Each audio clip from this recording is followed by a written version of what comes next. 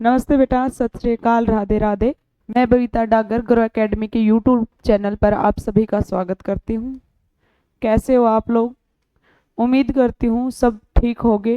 ठीक है, जैसे कि आप लोगों को पता है, पहली क्लास आप लोगों ने हमारी देखी होगी कि डीएलएड और डीपीएससी के आपके एंट्रेंस जो एग्ज़ाम है उसकी तैयारी हम करवा रहे हैं। ठीक है, और जिसमें आपकी हिंदी जो है 10 नंबर की आने वाली है। हमारी पूरी टीम की भी आप लोगों को जानकारी हो गई होगी। आपको हर एक सब्जेक्ट आप लोगों को पढ़ाया जाएगा। ठीक है, और ये भी देख लीजिए बेटा, जो आप लोग के जो हमारे 500 जो स्टूडेंट रहेंगे पहले यानी फर्स्ट, उनके लिए ये फीस रहेगी।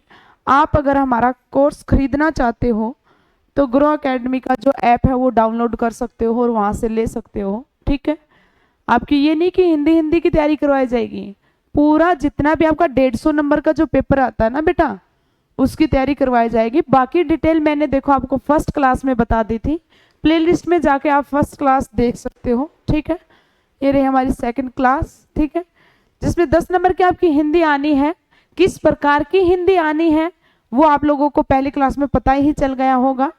तो आप लोगों के जो पेपर हैं, जो पुराने पेपर हैं, उन्हीं को मद्देनजर रखते हुए उन्हीं के अनुसार में हम आप लोगों के लिए भी तैयारी लेके आए हैं। आप अपना मूल्यांकन खुद भी कर सकते हो। ठीक है, कि कितना कुछ आप लोगों को आ रहा है, कितना नहीं आ रहा है। ठीक है, तो चलिए ज़्यादा समय न गवाते हुए हम हिंदी की तैयारी करते हैं। ठीक है, यानी आप लोगों को पता चले, ये सिलेबस मैं आप लोगों को बता चुकी हूँ पहली क्लास में। प्लेलिस्ट में जाके आप अपना ये सिलेबस देख सकते हो। कोई भी चीज़ हम शुरू करते हैं बेटा, उससे पहले हमें हमारे सिलेबस की, हमारे पाठ्यक्रम की जानकारी हमें ज़रूर होनी चाहिए। ठीक है, बाकी बात रही हिंदी की, हिंदी में कोई आपका ऐसा नहीं दिया जाएगा कि ये पाठ आने वाला है। पूरी व्याकरण में से वो कुछ भी आप लोगों से पूछ लेंगे और एक आपका गद्यांश पूछा जा रहा है। ठीक है बेटा, चलिए। बहुत अनुभवी व्यक्ति हैं, जैसे आप लोग, अभी आप लोगों ने 12th की है, आप डीएलएड करना चाहते हो, इसका एंट्रेंस का एग्जाम देना चाहते हो, बहुत कम नॉलेज होती है कि कैसे आएगा, किस प्रकार के क्वेश्चन किए जाएंगे, तो उसका मूल्यांकन आप खुद कर सकते हो। जैसे हम लोग अब क्लासेस डाल रहे हैं, आप लोगों को पता चलेगा कि किस प्रकार के क्वेश्चन हम लोगों से पूछे जाते हैं, कैसे हमें तैयारी करनी होगी। ये नहीं कि बार बार आप लोग पेपर दो, है ना, पहले में हो जाना चाहिए ना। चलो देखिए, पहले मैंने जैसे बात की थी आप लोगों की, ये गद्यांश आने वाला है और गद्यांश में से आपके 5 नंबर आने वाले हैं। और मैंने पिछली क्लास में भी आप लोगों को बताया था बेटा, कोई भी गद्यांश अगर हम पढ़ते हैं या करते हैं तो उससे पहले हमें क्या करना है, हमारे जो गद्यांश से संबंधित पर्सन होते हैं हमें उनको उनको पढ़ना होता है। उसके बाद हमें गद्यांश पढ़ना होता है, ताकि हमारा समय बचे, हमें बार बार गद्यांश पे न जाना पड़े। इसमें कह रहा है समय को सबसे अमूल्य वस्तु क्यों कहा गया है। क्या पूछा है पहले प्रश्न में, कि जो समय है इसको अमूल्य वस्तु, यानी जिसका कोई मोल नहीं है, वो वस्तु इसको क्यों बोला गया। ठीक है बेटा, दूसरा क्या कह रहा है, देखिए आगे कह रहा है, विद्यार्थी जीवन भर क्यों पछताते रहते हैं। ठीक है, विद्यार्थी जो है वो जीवन भर क्यों पछताते रहते हैं, वो हमें गद्यांश के माध्यम से आंसर देखने बेटा, सिर्फ अभी हमें पर्सन रीड करने हैं। फिर कह रहा है, विद्यार्थी जीवन का उद्देश्य क्या है। विद्यार्थी जीवन का उद्देश्य क्या है। ठीक है, पहले में पूछा क्या, जो समय है इसको अमूल्य वस्तु क्यों कहा गया है। दूसरे में क्या पूछा, जो हमारे विद्यार्थी हैं उनके जीवन भर वो क्यों पछताते रहते हैं। फिर पूछा है, विद्यार्थी जीवन का उद्देश्य क्या होता है, लक्ष्य क्या होता है, गोल क्या होता है। ठीक है, फिर पूछा है बेटा, समय के, क्या कह रहा है, समय के संबंध में व्यक्ति का क्या कर्तव्य बताया गया है। जो समय है, जो टाइम है, इसके संबंध में व्यक्ति का क्या कर्तव्य बताया गया है। ठीक है बेटा, फिर 5वां क्वेश्चन देखिए क्या कह रहा है, उपयुक्त गद्यांश का उपयुक्त शीर्षक क्या होगा, ये हमें जानना है। 5 क्वेश्चन हमने अच्छे से रीड कर लिए, अब हम गद्यांश को अच्छे से पढ़ेंगे बेटा, अब वहां से क्वेश्चन आंसर लेके आएंगे। ठीक है, देखिए, संसार में सबसे अमूल्य वस्तु समय है, क्योंकि दुनिया की अधिकांश वस्तुओं को घटाया बढ़ाया जा सकता है, पर समय का एक क्षण भी घटाया बढ़ाया व्यक्ति के द्वारा नहीं जा सकता, यानी व्यक्ति के बस में नहीं है समय को घटाना बढ़ाना। और कोई अन्य वस्तुएं हैं, कोई चीज है, उसको घटा बढ़ा सकते हैं, लेकिन समय को नहीं।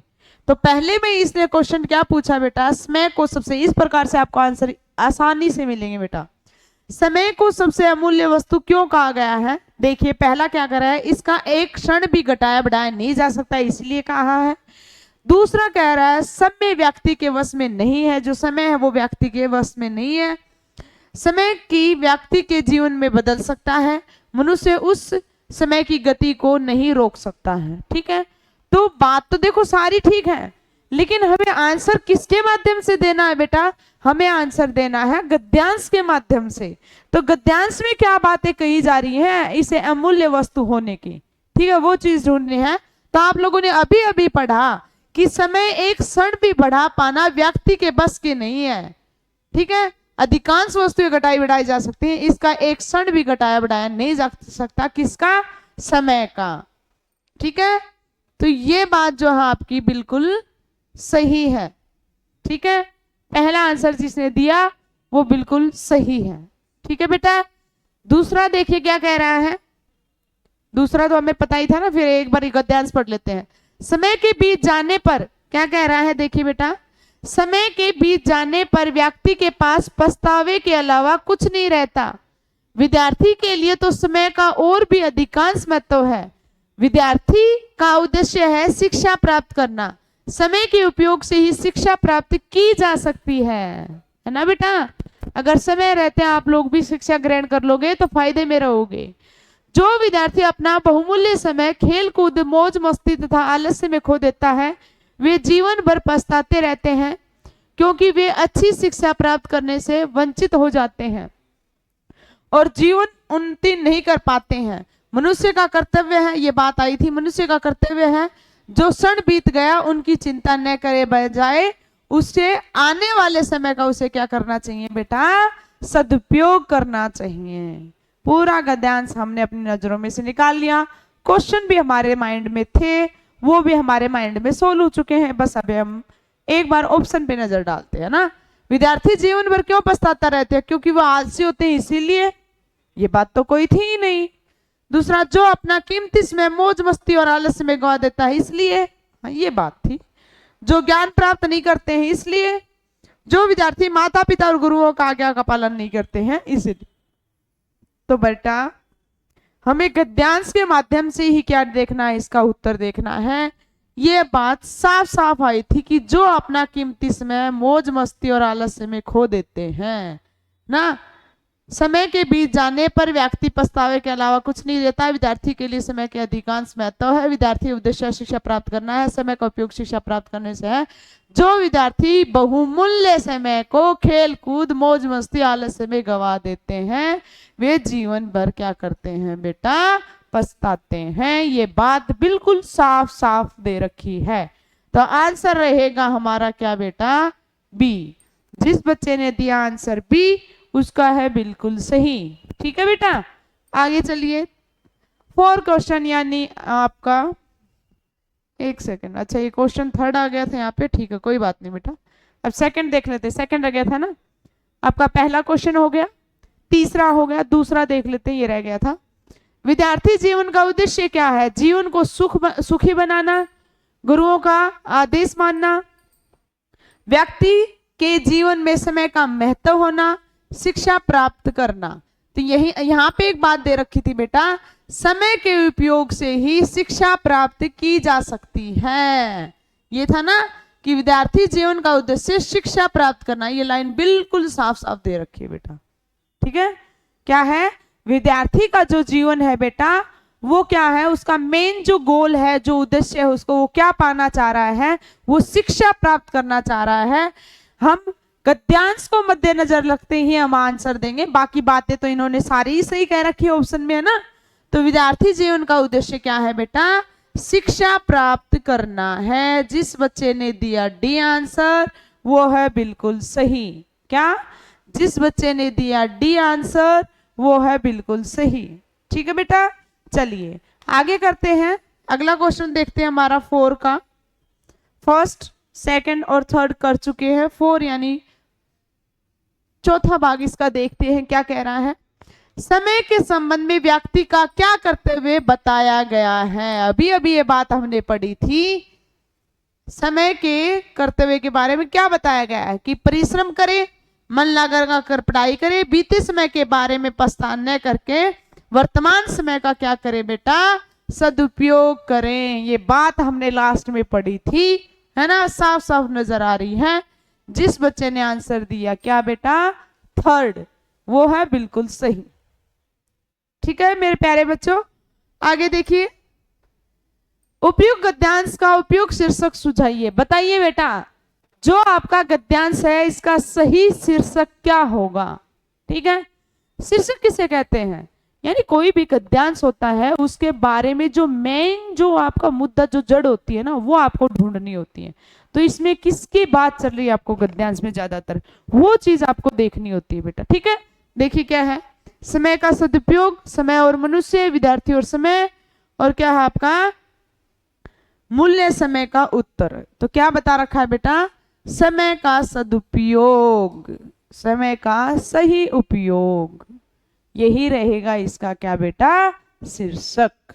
ठीक है बेटा, चलिए आगे देखते हैं हम छठा क्वेश्चन जो आपका रहेगा व्याकरण से संबंधित, गद्यांश से संबंधित हमारे प्रश्न हो चुके हैं। ठीक है बेटा, चलिए। यह घोड़ा अच्छा है, यह वाक्य में क्या है।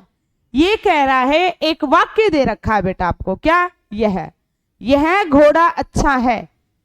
जो यह जो शब्द है ना, यह वो वाक्य में क्या है, संज्ञा है, सर्वनाम है, विशेषण है, सार्वनामिक विशेषण है। ठीक है, बताइए मेरे प्यारे बच्चों, ए बी सी या डी, आंसर दीजिए जल्दी से। ठीक है, देखिए अब बताती हूं मैं। पहले तो आप लोगों को क्या ये जानकारी होनी चाहिए कि संज्ञा क्या होती है, सर्वनाम क्या होते हैं, विशेषण क्या होते हैं और सार्वनामिक विशेषण क्या होते हैं। तो देखिए बेटा, संज्ञा अभी मैंने बताया फर्स्ट क्लास में आपको, अभी क्या जो आपकी फर्स्ट क्लास थी उसमें मैंने बताया क्या, किसी भी व्यक्ति, स्थान, है ना, कोई भी वस्तु है, कोई प्राणी है, कोई स्थान है, जिसको भी जो भी नाम दे दिया जाएगा वो संज्ञा कहलाएगा आपका। ठीक है बेटा, ठीक है मैम। और जो संज्ञा के स्थान पे प्रयोग होगा, यह वह जो, जैसा, मैं, मेरा, मुझे, ये शब्द आपके क्या कहलाएंगे, सर्वनाम कहलाएंगे। और विशेषण क्या होगा बेटा, जो संज्ञा व सर्वनाम की विशेषता बता दे। विशेषता बता दे बोले तो, जैसे कि अभी वाक्य में बता रखा है कि यह घोड़ा अच्छा है, तो घोड़े की क्या विशेषता बताई गई, अच्छा होना, ये विशेषण हो गया। सार्वनामिक विशेषण किसे कहेंगे, यह घोड़ा अच्छा है, यह वाक्य में क्या है। ठीक है बेटा, तो यह वाक्य में क्या है, आपका सर्वनाम इसमें प्रयोग किया गया है, तो आपका आंसर रहेगा बी। ठीक है बेटा, आंसर क्या रहेगा आपका, बी। आगे देखिए, विशेषण के कितने भेद हैं। विशेषण के 3 हैं, 4 हैं, 2 हैं या 5 हैं। ऑप्शन ए सही है, ऑप्शन बी सही है, या ऑप्शन सी सही है, या ऑप्शन डी सही है। बताइए मेरे प्यारे बच्चों, कौन सा आएगा आंसर। ठीक है, तो विशेषण के कितने भेद हैं बेटा, विशेषण के हैं आपके क्या, 4 भेद हैं। विशेषण के कितने भेद हैं बेटा, 4। कौन कौन से आपके बताइए।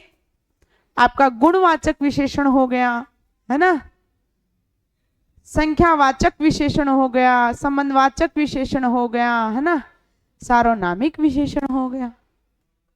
आगे देखिए, विद्यालय का संबंध संधि विच्छेद, ये कह रहा है विद्यालय का जो संधि विच्छेद आपको करना है बेटा। पहला है विद्या प्लस आल्य आएगा, दूसरा है विधान प्लस आल्य आएगा, अल्य आएगा, फिर है विद्या प्लस ले आएगा, या फिर विद्या प्लस आल्य आएगा। ए बी सी या डी, बताइए मेरे प्यारे बच्चों कौन सा आंसर, ए बी सी या डी। तो क्या आ जाएगा बेटा, विद्या प्लस आल्य। यहां पे देखिए बेटा, विद्या में क्या है, आ है, उसके बाद भी बेटा क्या आ रहा है, आ रहा है। जब आ जुड़ेंगे तो भी क्या बन जाएगा बेटा, आ बन जाएगा। कौन सी संधि बन जाएगी बेटा, दीर्घ संधि बन जाएगी। कौन सी संधि बन जाएगी, दीर्घ संधि बन जाएगी। ठीक है बेटा, चलिए आगे देखते हैं हम अगला क्वेश्चन।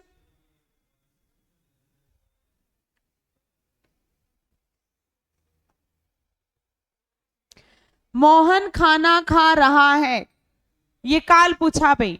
मोहन खाना खा रहा है, वर्तमान काल है, भूतकाल है, भविष्य काल है या पूर्व भूत काल है। ठीक है, पूर्व नहीं है, पूर्ण आना था, है ना, पूर्ण आना था बेटा यहाँ पे। तो देखिए क्या कह रहा है, मोहन खाना खा रहा है। तो देखिए बेटा, जिसमें है की चीज आप लोगों को पता होगा, तीन काल है आपके, जिसमें था थे थी आ जाता है आपका, किस में चला जाता है, भूत में चला जाता है। होगा होगी आ जाता है, वो आपका आगे भविष्य में हो जाता है, नॉर्मल की बात कर रही हूँ। और जो आपका है आ जाता है वो किस में हो जाता है, आपका वर्तमान काल में हो जाता है। तो मोहन खाना खा रहा है, तो क्या कहलाएगा बेटा आपका, वर्तमान काल। क्या कहलाएगा बेटा आपका, वर्तमान काल। जिसने दिया ए आंसर वो है बिल्कुल सही। आगे देखिए, संज्ञा के कितने भेद हैं, संज्ञा के कितने भेद हैं, 2 हैं, 3 हैं, 6 हैं या 7 हैं। Answer A, answer B, answer C या आंसर डी, बताइए जल्दी से। संज्ञा के भेद बताइए बेटा। तो देखिए ध्यान से, क्या है, हमारी संज्ञा के 3 भेद हैं, यानी ऑप्शन के आधार पे। जैसे इन्होंने 5 नहीं दे रखा तो वो अर्थ और उत्पत्ति के आधार पे अलग अलग हो जाते हैं, लेकिन इसमें ये 3 ही पूछना चाह रहा है क्योंकि ऑप्शन में 3 ही दे रखा है। 5 देता तो उसके बारे में फिर विचार करते हैं ना।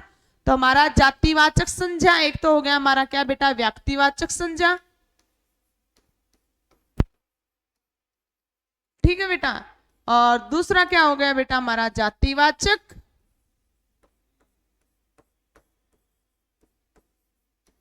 और तीसरा हो गया बेटा हमारा क्या, भाववाचक।